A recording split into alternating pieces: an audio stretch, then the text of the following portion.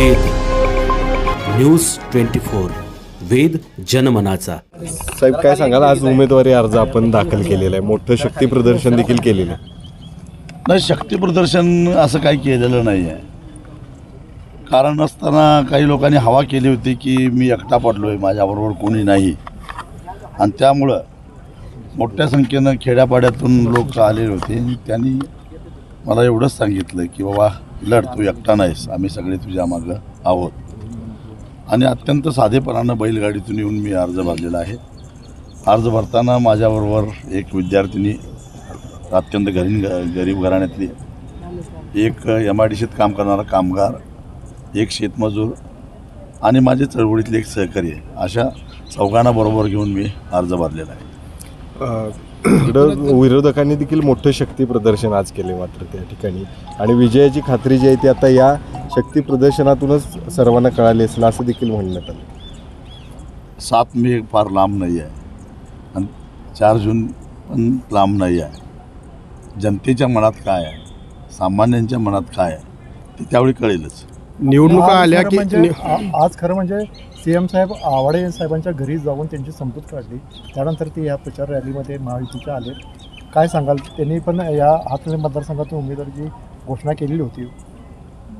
त्यांचा आत्मसन्मान, स्वाभिमान बहुतेक मुंबईहून घेऊन आले असावेत असा मला अंदाज आहे। खरं तर सदाभाऊ खोत म्हणतात की काही लोकांना निवडणुका आल्या की बैलगाड्या आठवतात। भामट्या लोकांच्या प्रतिक्रियेवर काय मी प्रतिक्रिया देत नाही। खरं तर हातकणंगलेमधली ही निवडणूक बहुरंगी होईल असं वाटलं होतं, मात्र तसं न होता महाविकास आघाडी आपण आणि महायुती याच्यामध्ये होते, आघाडीने माघार घेतली। काय कारण असू शकते असं वाटतं? असं ना, याच्यावर प्रकाश आवाडीच टाकतील असं मला वाटतं। नेमकं काय त्यांचं झालं, काय मुख्यमंत्र्यांचं त्यांचं बोलणं झालं माहीत नाही मला। ते कोरे साहेबांच्यावर बोलले, अजून कोणाकोणावर बोलले, काहीतरी चर्चा झाली असेल, मग त्यांचं ठरलं असेल काहीतरी। परवा दिवशीच मुख्यमंत्री या ठिकाणी आले होते आणि रात्रभर त्यांनी विनय गोरे असतील, प्रकाश आवाडे असतील, यड्रावकर असतील, यांच्या रात्रभर भेटी घेऊन पहाटे 6 वाजता गेले, काल पहाटे 6 वाजता। काय एवढं हातकणंगलेमध्ये जोडण्या लावतात असं वाटतं? एवढी धडपड त्यांनी जर का नोव्हेंबरमध्ये आश्वासन दिल्याप्रमाणे त्यांच्या हमीनंतर आम्ही आंदोलन मागे घेतलं होतं, आमचे 100 रुपये देण्यासंदर्भात कारवाई केली असती, शासनाकडे प्रस्ताव गेले, तर कदाचित मला त्यांच्या उमेदवाराच्या विरोधात लढण्याची हिंमत झाली नसते। साहेब, भाजपच्या जाहीरनाम्यात महागाई, बेरोजगारी याबद्दल अवाक्षरी काढलेली नाही का? कसं बघताय जाहीरनाम्यात? महागाई प्रचंड वाढलेली आहे, बेरोजगारीचा जे प्रमाण आहे ते 75 वर्षामध्ये सर्वाधिक आहे।